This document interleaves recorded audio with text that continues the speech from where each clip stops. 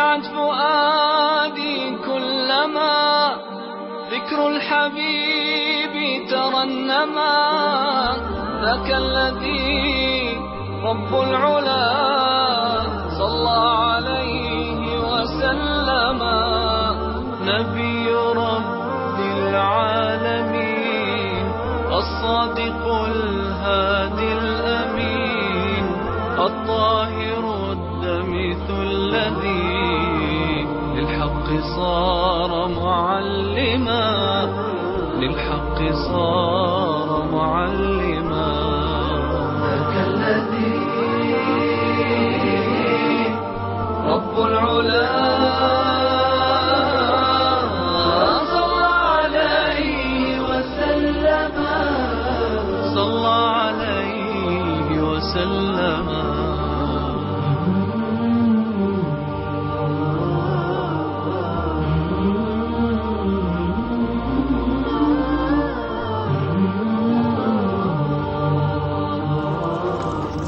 Рождение пророка, мир ему и благословение.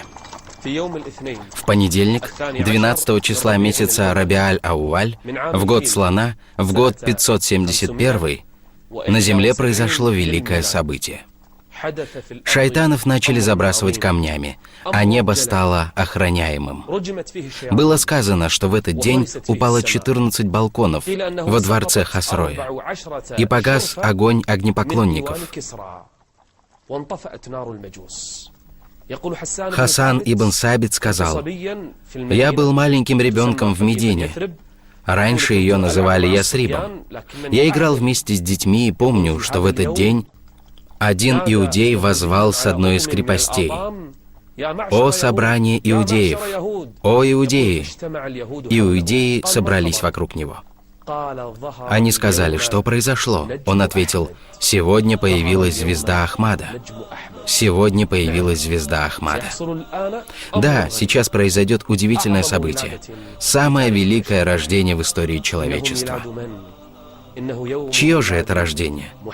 Это день рождения Мухаммада. Да благословит Аллах и приветствует его и его род. В этот день Аллах позволил снизойти посредством Его милости человечеству. Его рождение наивеличайшее, Его рождение самое легкое. В день, когда родился Мухаммад, как сказала его мать Амина, распространился свет до небес.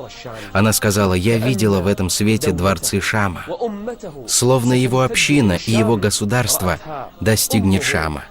Это видела его мать в тот день. Какой же это великий момент для человечества! Какое счастье ниспослал Аллах с рождением Ахмада! Мир ему и благословение! Какой свет распространился во Вселенной в то время с рождением Мухаммада! Мир ему и благословение! Аллах велик! День рождения Мухаммада — это счастливый день. Он родился под покровительством и опекой Всевышнего и великого Аллаха. Аллах взрастил его на своих глазах. Он родился охраняемым и безгрешным. Родился Мухаммад, мир ему и благословение. Об этом узнал его дед, Абдуль-Мутталиб. Он поспешил к нему, слыша голос новорожденного. После света, который вышел человечеству, ребенка, чей отец умер до его рождения, дали в руки его деда Абдуль-Мутталиба. Ребенка отдали его деду, чтобы тот взял его на руки, понюхал и поцеловал его. Он поспешил к Каабе, чтобы совершить обход, держа его на руках. С кем он совершает обход?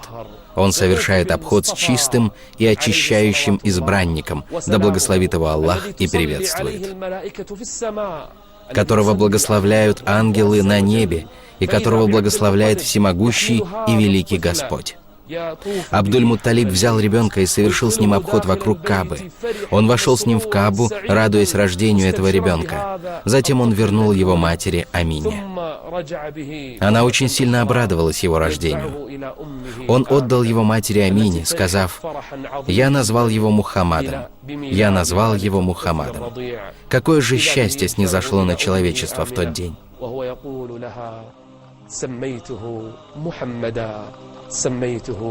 محمدا فيا لسعادة البشرية في ذلك اليوم.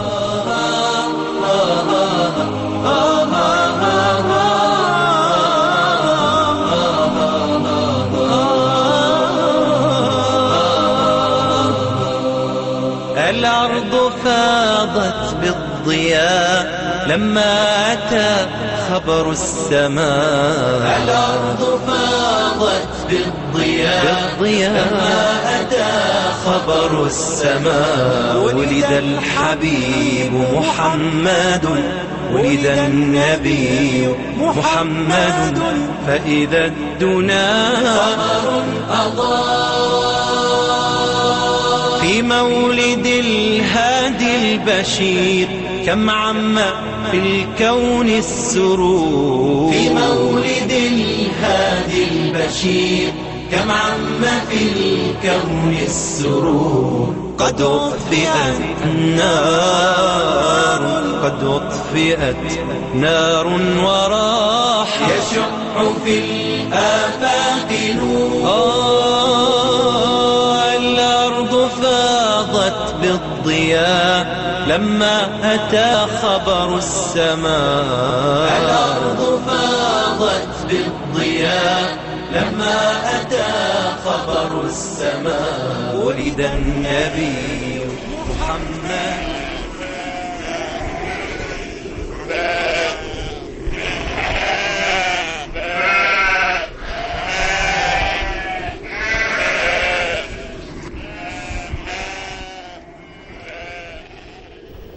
Начали искать ту, которая будет кормить его, мир ему и благословение. В то время женщины из племени Бану Сабд ибн Бакр пришли в Мекку, чтобы искать того, кого можно было бы взять на кормление. Среди них была женщина по имени Халима ас-Садья. Она ездила на своем осле. Этот год был засушлив и неплодоносен, год, подобно которому они не видели. Даже Халима, которая пришла со своим мужем Харисом ибн Абдулюзза и их новорожденным сыном, сказала: «В моей груди не было молока, достаточного для моего сына». Как же она искала еще одного младенца для кормления? Халима сказала: «Мой ребенок плакал всю ночь, и мы всю ночь не могли спать из-за его сильного плача.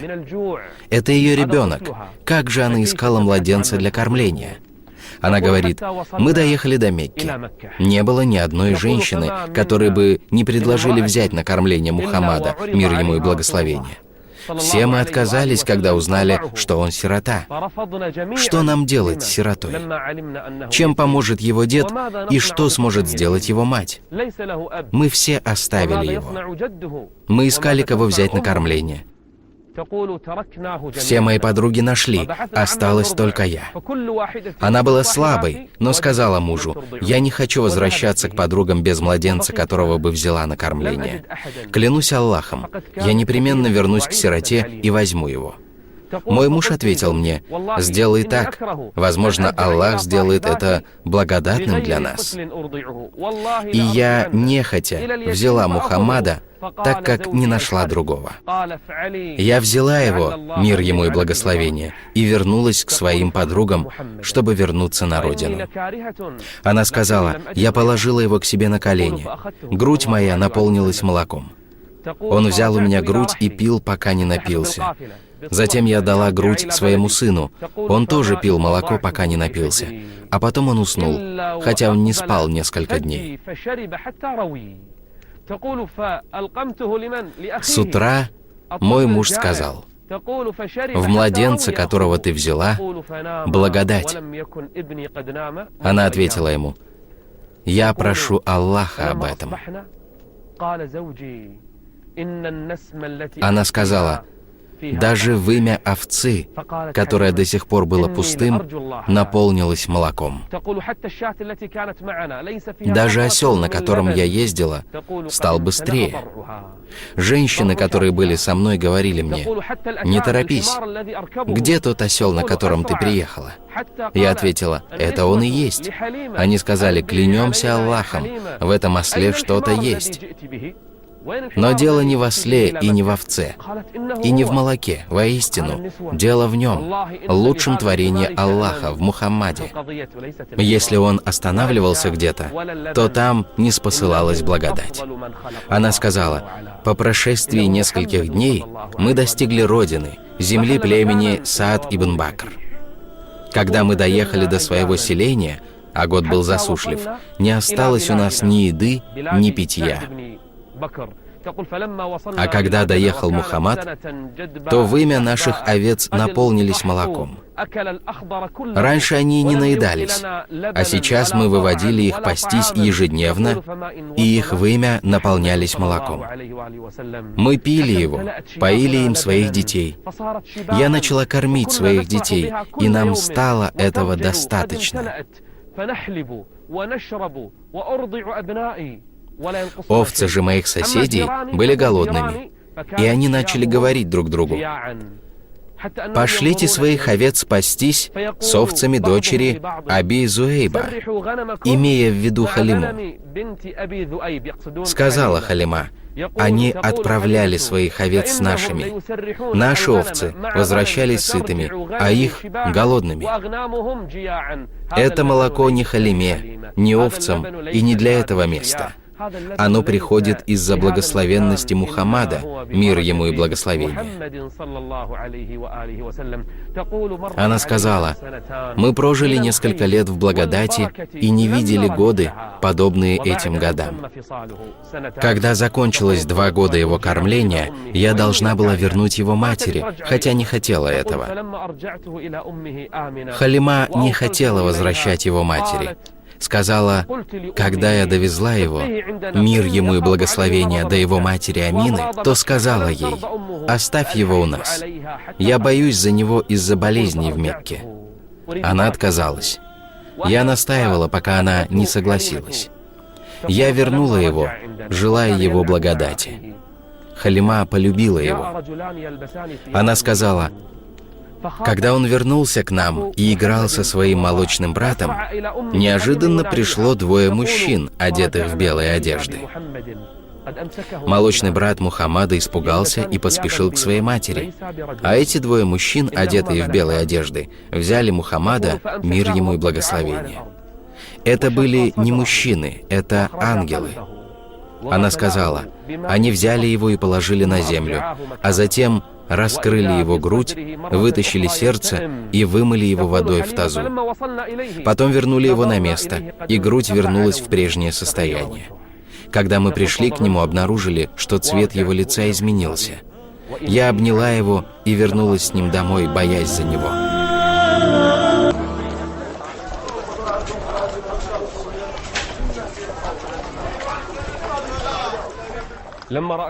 Когда Халима, молочная мать пророка, увидела, что произошло с этим мальчиком, Мухаммадом, мир ему и благословение, увидела раскрытие его груди, она и ее муж испугались.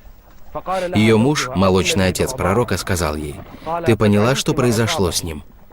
Я боюсь, что с ним произойдет нечто, что повредит ему. Верни его семье его». Халима поспешила с Мухаммадом, мир ему и благословение, к его матери Амине. Она вошла к ней, и Амина спросила ее: «Что привело тебя сюда?» Та ответила: «Я сделала все, что должна была сделать. Я испугалась, что с ним случится нечто, что повредит ему, и пришла с ним к тебе, как ты хочешь». Его мать сказала: «Ты очень хотела оставить его у себя, Халима?» Та ответила: «Да». «Значит, есть что-то другое, сообщи мне это». Она настаивала, пока Халима не рассказала ей об истории раскрытия его груди. Мать пророка не испугалась и сказала Халиме: «Ты боишься, что сатана повредит ему?» Ответила: «Клянусь Аллахом, это так, я испугалась за него». Амина уверенно сказала: «У сатаны нет пути против него. У сатаны нет пути против него. С моим сыном произойдет великая вещь». Затем она сказала ей: «Хочешь ли ты, чтобы я сообщила тебе нечто о нем?» Халима ответила: «Сообщи мне». Когда я была беременной им, я видела, как вышел свет, который осветил дворцы Бурсы в Шаме. Я не слышала ни о какой более легкой беременности, чем моя. С этим мальчиком произойдет нечто великое. Наш пророк жил в объятиях матери и под ее опекой, пока не достиг 6-летнего возраста.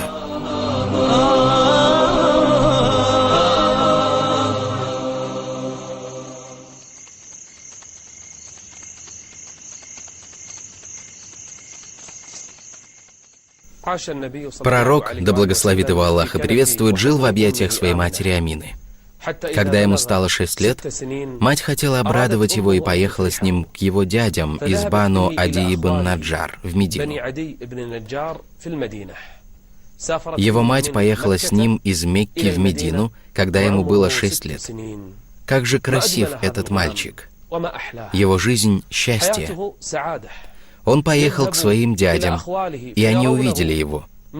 Как же красив свет, излучаемый этим маленьким личиком. После того, как обрадовался мальчик, увидев своих дядей, и они обрадовались, увидев его мать пожелала вернуться обратно в Мекку. Они вышли из Медины. По дороге в местности Аль-Абуа его мать устала и заболела. Вскоре Аллах забрал ее душу. А мальчик был еще маленьким. Однако он понимал то, что происходит вокруг. Его отец умер до его рождения, а мать постигла смерть, когда ему было не более 6 лет.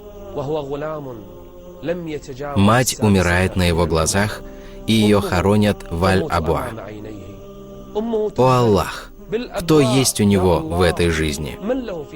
Отец расстался с жизнью еще до его рождения, а его мать расстается с жизнью, когда ему всего 6 лет. Какая беда постигла этого маленького мальчика? Какое несчастье выпало на него? Он потерял родителей в таком возрасте. О Аллах! Каковы были его чувства после потери отца и матери? Аллах Всемогущий и Великий покровительствует ему, и Всевышний Аллах сохранит его. Однако его боль сильна, и несчастье огромно. Похоронили его мать. О Аллах, какая печаль покрыла это маленькое сердце. Мухаммада, мир ему и благословение, потерявшего обоих родителей, забрали и вернули в Мекку.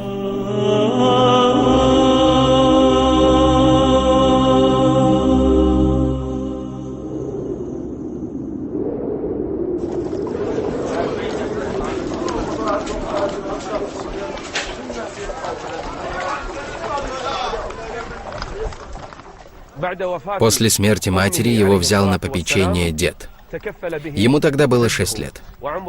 Абдуль-Мутталиб ибн Хашим, господин Мекки, опекал 6-летнего Мухаммада.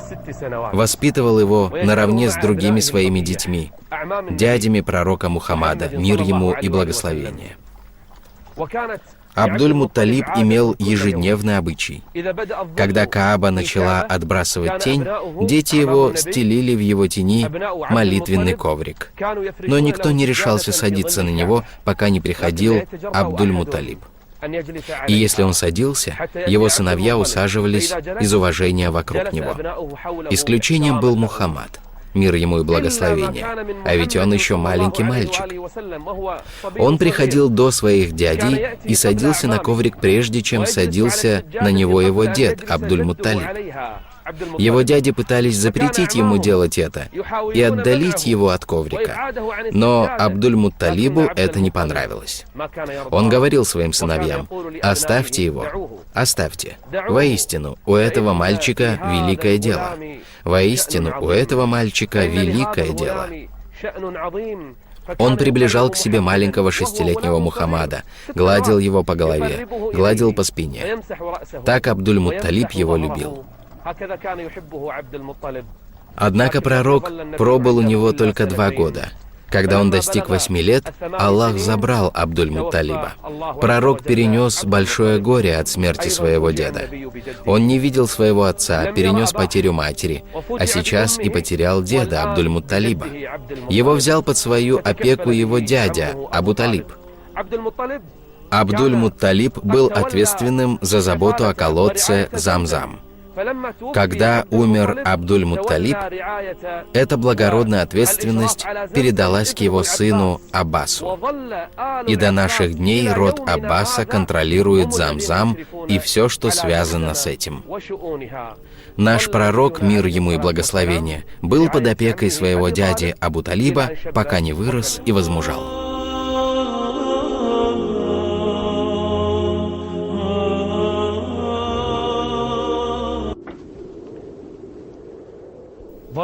Пророк, мир ему и благословение, был под опекой своего дяди Абу-Талиба.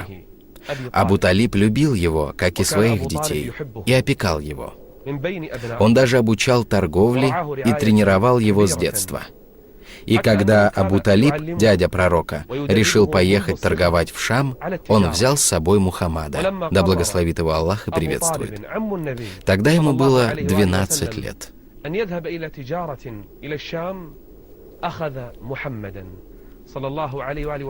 Караван ушел в Шам и достиг местности под названием Бусра, что в Шаме.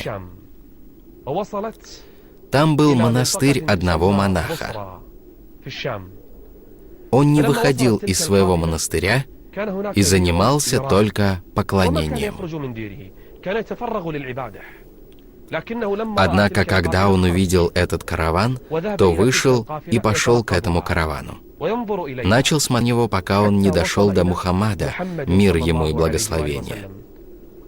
Он был 12-летним мальчиком. Монах посмотрел на его тело между лопаток и обнаружил знак. Тогда удостоверился монах и спросил: «Кто опекун этого мальчика?» Указали на Абу-Талиба. Сказал: «Кто ты?» Тот ответил: «Я его отец». Монах ответил: «Нет, у этого мальчика отец не должен быть жив». Тот ответил, что это сын его брата. Тогда тот сказал: «Сейчас ты сказал правду». Абу-Талиб сказал: «Что ты хочешь сказать?» Монах ответил: «Каждый камень, каждое дерево, которое вы встретили по дороге, пали ниц, а они падают ниц только когда проезжает пророк». Затем он сказал: «Я увидел в нем знак, он станет господином миров, он станет милостью для миров». الذين آتيناهم الكتاب يعرفونه كما يعرفون أبناءهم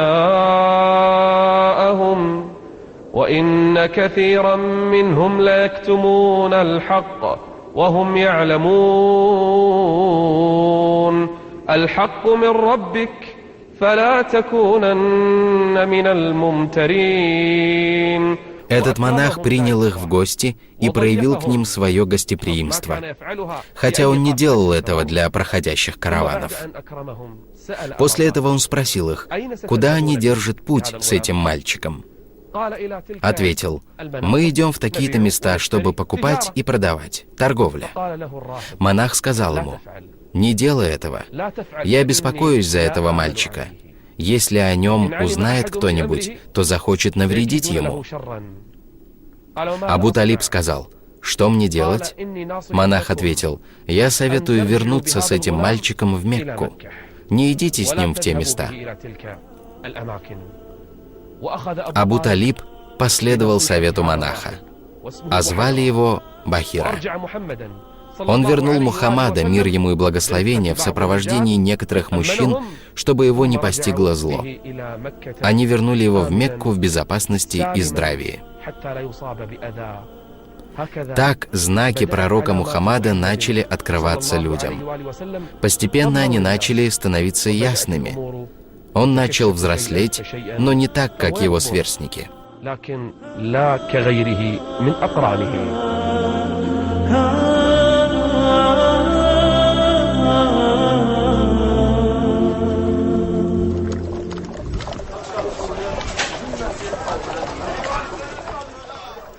Когда он достиг 20-летнего возраста, у курейшитов случилась война. Племена Курейш и Кинана были союзниками. Мужчина из них убил несколько человек из племени Кайс-Айлян. Это было причиной войны. Между этими племенами произошла битва в местности Укат. С обеих сторон были умершие.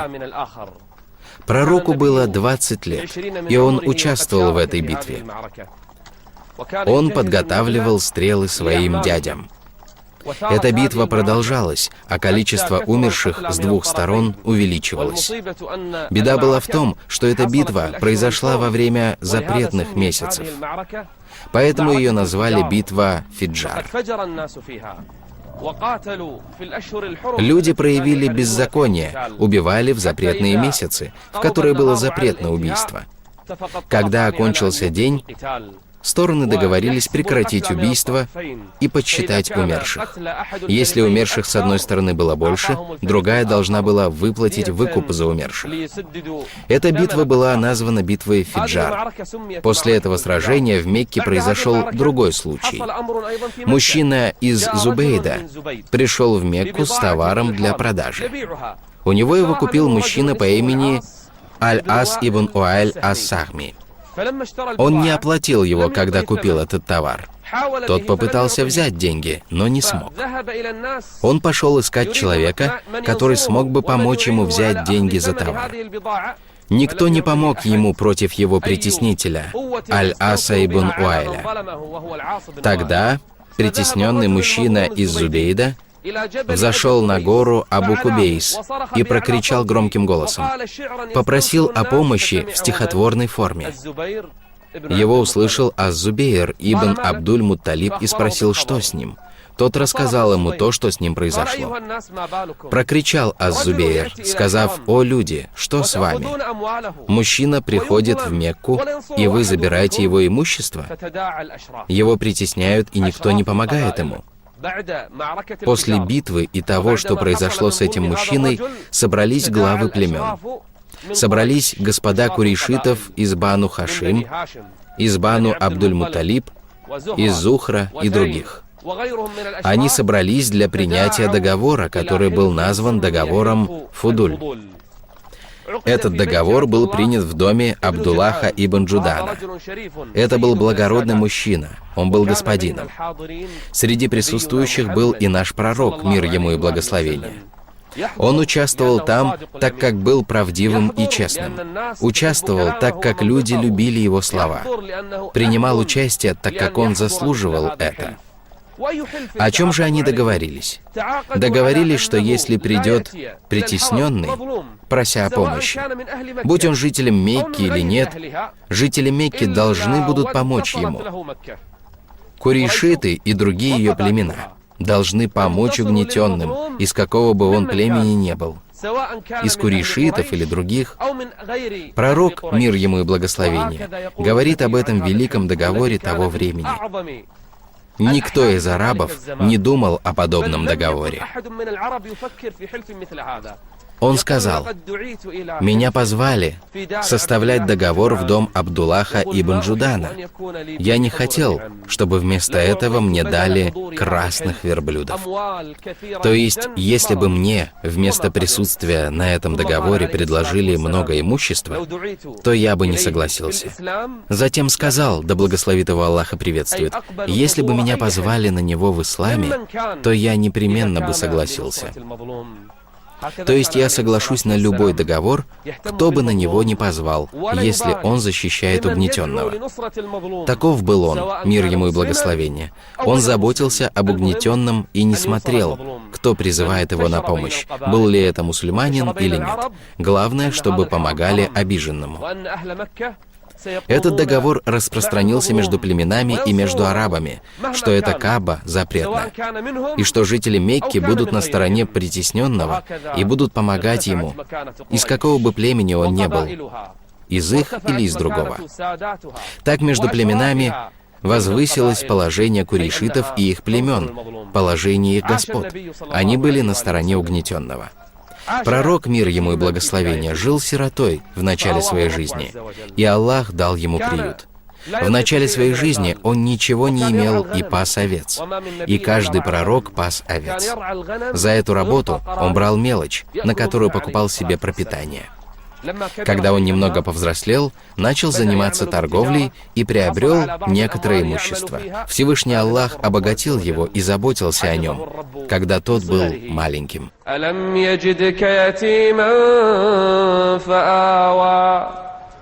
ووجدك ضالا فهدى ووجدك عائلا فقيرا ووجدك عائلا فأغنى. Аллах оберег его, когда он был маленьким. Он был сиротой, и Аллах позаботился о нем. Он был бедным, и Аллах обогатил его. كالنور في جنح الظلام جاء الحبيب. Компания Амедиа выражает благодарность кувейтскому спутниковому каналу Аль-Ватан.